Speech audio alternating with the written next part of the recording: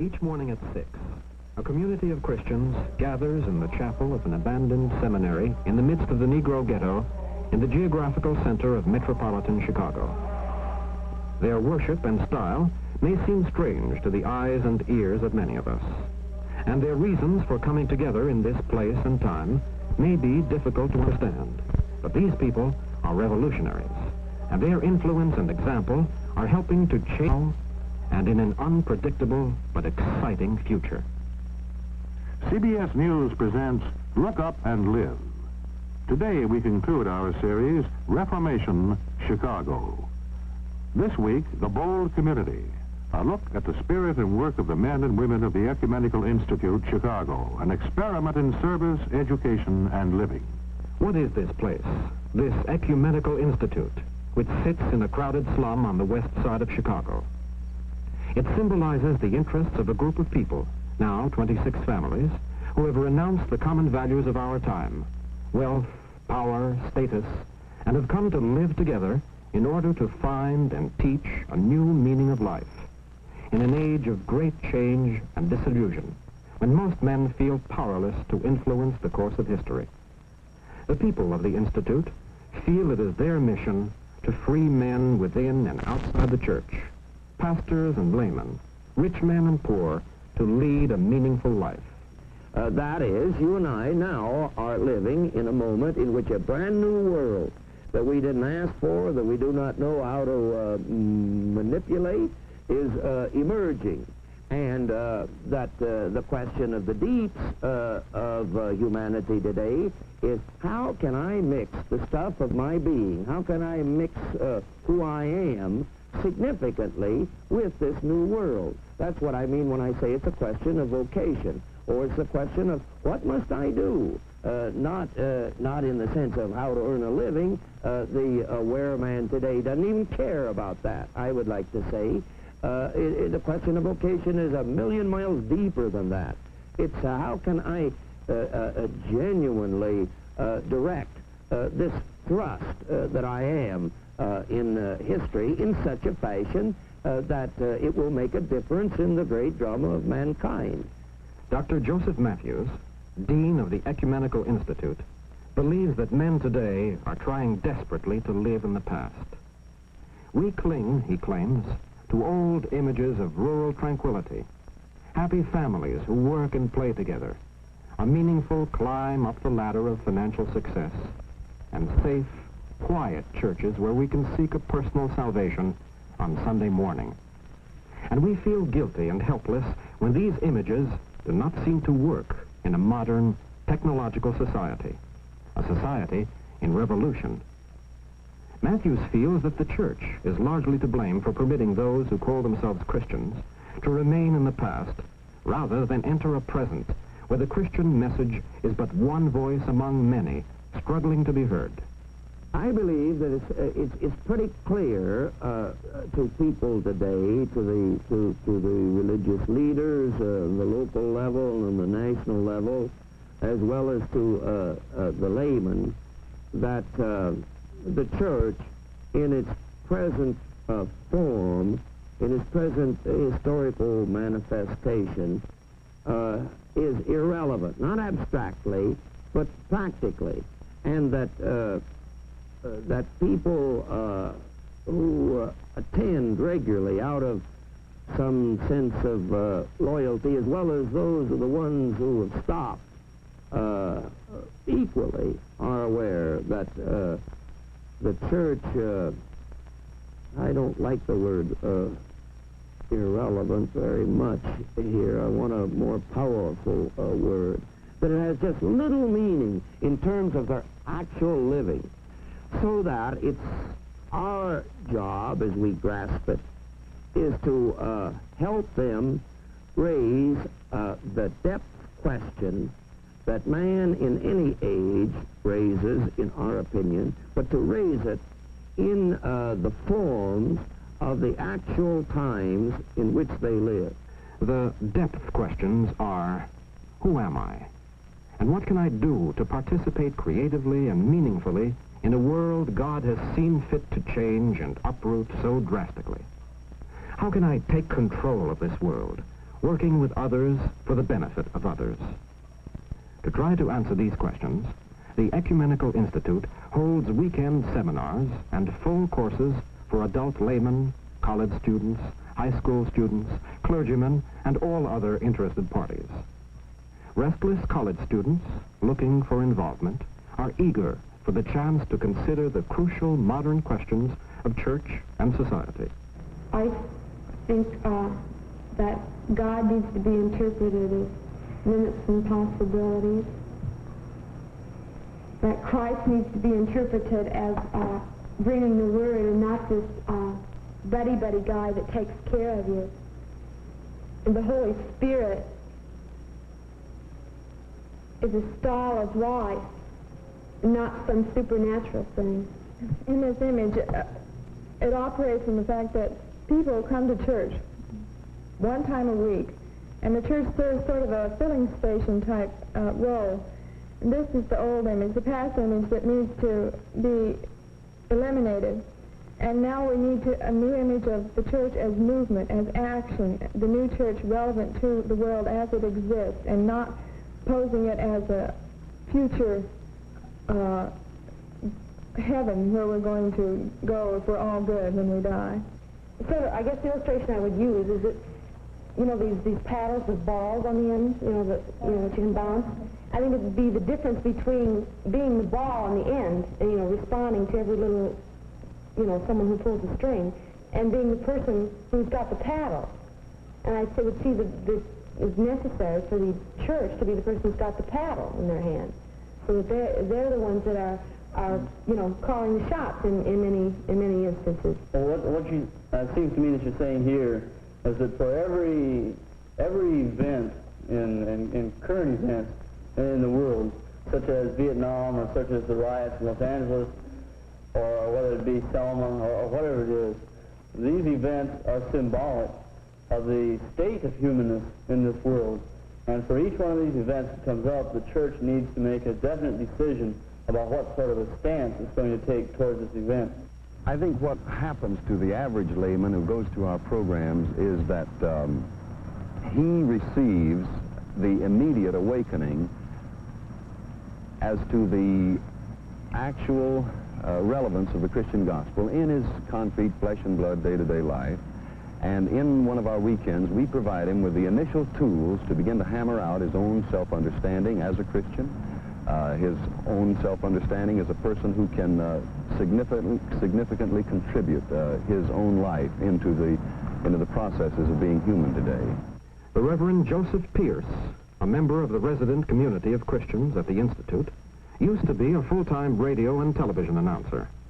He joined the community in 1958 after achieving a Bachelor of Divinity degree. I'm not sure about whether I would want to do the vocation of broadcasting. There's one, in any sense, it's great, but finally, I don't think being a doctor, a lawyer, a television announcer, or anything of that nature, finally today elicits from a person the totality of his being sufficiently to warrant just that, just fulfilling some vocation.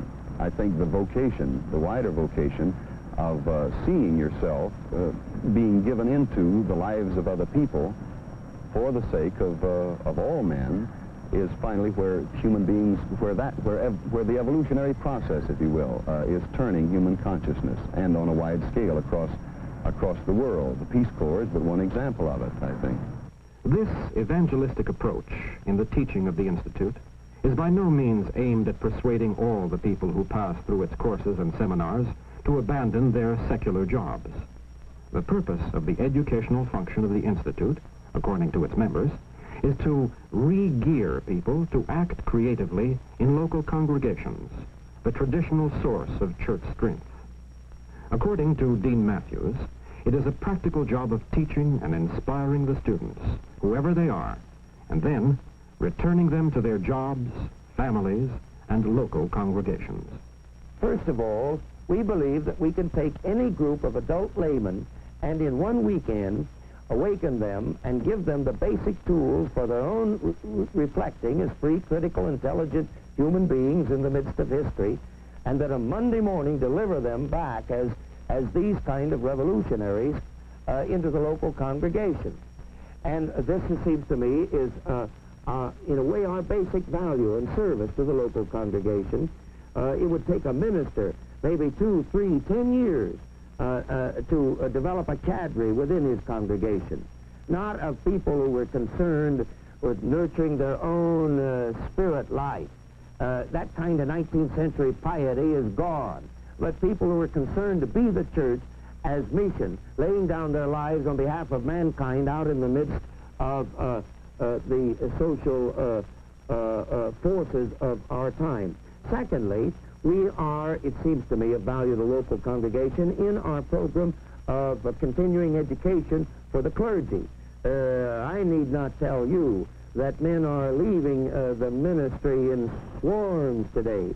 And I sometimes think that the basic problem is that they do not see the significant role of the church in civilization, not in any sectarian sense, but in a comprehensive sense. They have not, in seminary, learned how to articulate their message in the worldviews of our time, and they do not see any hope in really redoing the form of the local congregation. And this is the areas that we work in. Thirdly, we see ourselves as, I don't know how to quite put it, as people engaged in pure research. We are concerned to set up new models of the local congregation, you see, in this area here, which can be reproduced in suburbia or in other inner cities across the world. The Ecumenical Institute expects to train 5,400 people during the academic year just begun in what it believes is significant in the scientific, cultural, and spiritual revolutions of our time. This educational arm of the Institute reaches out to the city and the nation and comprises more than half its work. The other half is a reaching out to the 95% Negro community which surrounds the old Institute buildings and trying to change the ghetto in every regard. To attempt to reform and reorient the entire ghetto would be too big a task. So, the Institute has taken a small area of it, directly surrounding the campus, which it calls Fifth City, after the name of one of the streets. The Institute's work with Fifth City, which has just begun to enter the action phase, involves a great deal more than traditional efforts at home improvement, or even the raising of standards of living. Dr. Matthews explains. Now, our attack in this highly underprivileged area that we call the Fifth City is sort of like a pincer movement. First of all, we make our approach in terms of education, imaginal education, if you like. And this is because that we are convinced that the underlying human problem is not what usually you think of as the social. That is to say that if you redid the social structures in this area overnight, you would still have the basic problem lacking. And I mean by that the image of self-depreciation that the people, the Negro people especially, have of themselves, which the white man has scarred on their psyche over 300 years. The job of encouraging Fifth City people to formulate new images of themselves as first-rate human beings has already begun, especially with young people. Members of the permanent community of the Institute and visiting college students have found creative ways to make preschoolers think about the larger world around them and become aware of the changing times in which they live. One of the exercises is setting city words to country songs.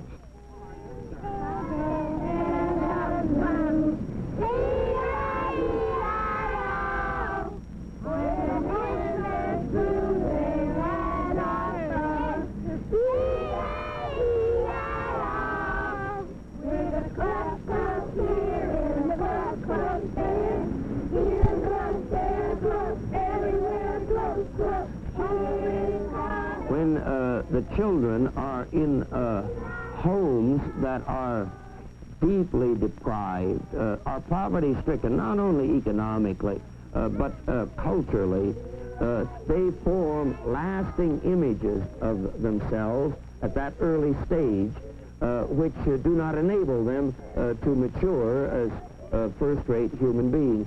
Some person put it that a high school dropout is made before he ever gets to the first grade.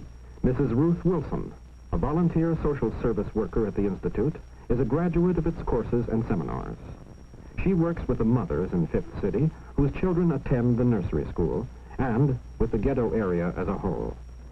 These people have resided here for a long time without mutual relationships. They want things, they want better things, and they want the good things of life, but they are not sure what these things are. And through our own self-image here, and we feel that by working close with these mothers and with these children, we will be able to influence them. Many of those wanting a good life felt that the thing for them to do was to move away. And one woman said that, I am going to move away. I asked her why was she going to move away. And suppose the area in which she moved was good, but if she herself did not take responsibility for keeping it that way, it too would become another area, just as the one she's leaving. And I think this has made them feel a sense of responsibility, that things just don't happen. We make them happen. And they too are going to assume a mission, we hope. And they are going to thrust out as responsible citizens, and they too are going to become a community where there will be mutual relationships, working for common purposes and common needs, and experiences and achieving goals. With these goals in mind, the Institute is in the process of reorienting and even reconstituting Fifth City. Members of teenage gangs and other inner-city youth who have been reached by social workers and members of the Institute are encouraged to participate in what is called Imaginal education, through art, poetry, drama, and other forms, in order to think more creatively about the world in which they live. For instance, we might very well begin by showing the painting Guernica to them, and then not asking them what the picture says. The picture is what it says, but asking them what it says to them about how they experience themselves. It looks as if there's a war going on and people are trying to get away. And when you see a war, how do you feel? Well, I feel as if I was in that war and I was getting killed along with the other people. Would you be afraid? Yes. What's in the painting? Most of the colors are black and white and gray. The colors are black and white and gray. Would you like to add any kind of color to the painting? Yes. What? More bright colors besides white. And with great rapidity, they are able to talk about how that picture is a reduplication to the inner world in which they experience. And once they see that, they become fascinated. As a matter of fact, we, with great fear and trembling, moved into reading contemporary poetry, and to our surprise, why they grabbed this and they wanted to read it aloud, and they wanted to substitute words in it that fit their situation. I remember one time when one of them jumped up on a table and began to proclaim the poetry, and the rest were a very willing audience. In brief, the answer is we get to where we believe life is actually pushing on them. We deal with the way they experience the limits of life, where they latently experience the possibilities of life, where they experience the demand for their own forging of creative styles of living in our time. The Ecumenical Institute has another bold educational experiment in mind for Fifth City teenagers. It hopes to take qualified young people, or even adults, who do not go to college, and provide them with an intensive 13-week course, which will be the equivalent of a college education. The Institute claims this is a necessity if a core of leadership is to be built in Fifth City with people who have at least a grounding in the complex makeup of modern life. The new educational patterns, which the Institute has devised in Fifth City, were complemented last summer by the beginning of action programs in the area. The Institute invited 50 college students to spend their summer vacations working in the Fifth City neighborhood, as well as taking various Institute courses. Dr. Matthews explains the background of the action phase of the Institute's Fifth City work. Well, this part of our work is just really now beginning. We're a very impatient people, but we're capable in terms of our mission of long patience. We've worked quietly now for 2 years in the West Side, just very quietly, almost in a way underground, simply trying to get a hold of where the people actually live, what their personal and corporate problems are. And out of this kind of research, we have laid out what I call our battle plan, or our model of operation, which began simply at the beginning of this summer. And our beachhead force was a group of college students that gathered here from all across the nation, who moved into this community, making a survey of it, enticing the youngsters and bringing them together for various kinds of programs, all ages, on our campus, beginning to work with the adults, and taking certain properties and beginning to remodel them. For instance, together we bought a house that had literally been stripped. It had been vacant, and vandals moved in and took out all of the plumbing, the bathroom fixtures, and everything else you could pull off of the wall. And the students moved in, cleaned that up, dug out the basement to prepare it for remodeling, that it might become sort of a model apartment as a sign and a symbol to the neighborhood. The invasion of the college students in the Institute's Summer 65 program was the first entirely visible and tangible evidence of 2 years of planning. The members of the Institute community did not expect much, if any, response from the Fifth City community to their first efforts at direct contact. But interest in the remodeling activity was keen, and some of the local youths helped out. Nighttime festivals on campus were attended by the community beyond the wildest dreams of any of the Institute people. Some of the events, movies, plays, dances, drew hundreds of Fifth City people. Mrs. Wilson recalls the reaction of one visitor. You probably have been around the area, and some of it is well lit. The buildings are unkept. And one mother said, "I have never seen such a clean lawn," meaning the Institute. She says, "I just didn't want to see anyone drop a piece of paper on it." And another one said that, "I didn't think it could be done, not here on the West Side. I was waiting any minute to see incidences that we had seen all through the years." She says, "But nothing like that happened." And she wanted to know how it was done. How could this be done? And now she feels that there is hope, even here on the West Side. Hope for a better life, for a more creative role in shaping the community, requires more than clean lawns and the end of violent outbursts of feeling. This is well realized in the Institute's planning for Fifth City.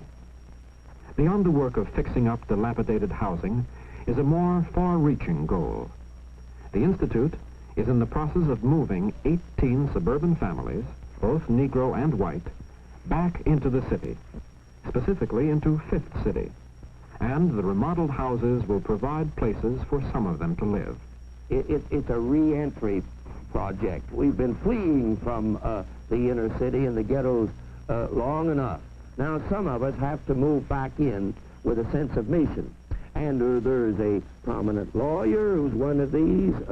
There's a Roman Catholic businessman who has 9 children. It rather amuses me.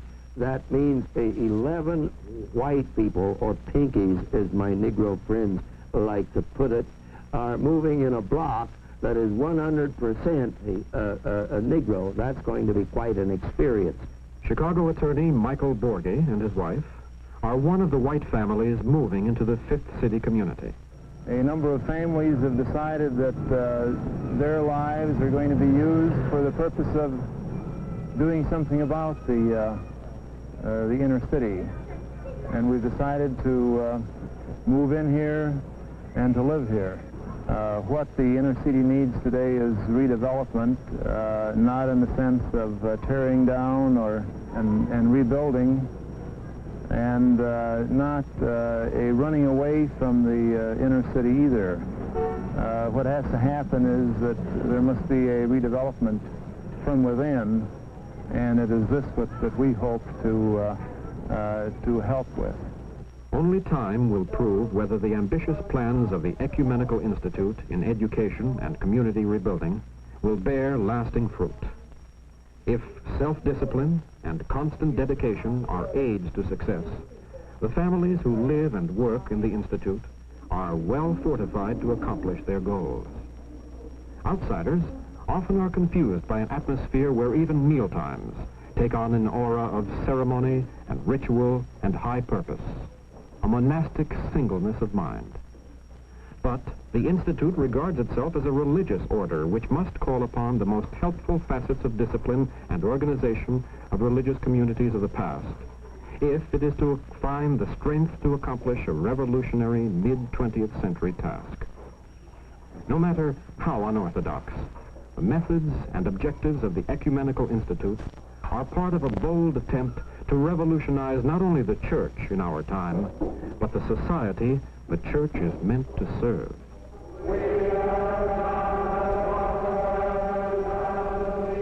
CBS News has presented Look Up and Live.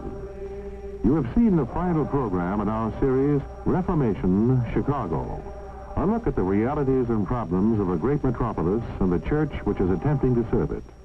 Today, the bold community, the spirit and work of the Ecumenical Institute, Chicago, an experiment in service, education, and living. This program is brought to you in consultation with the National Council of Churches.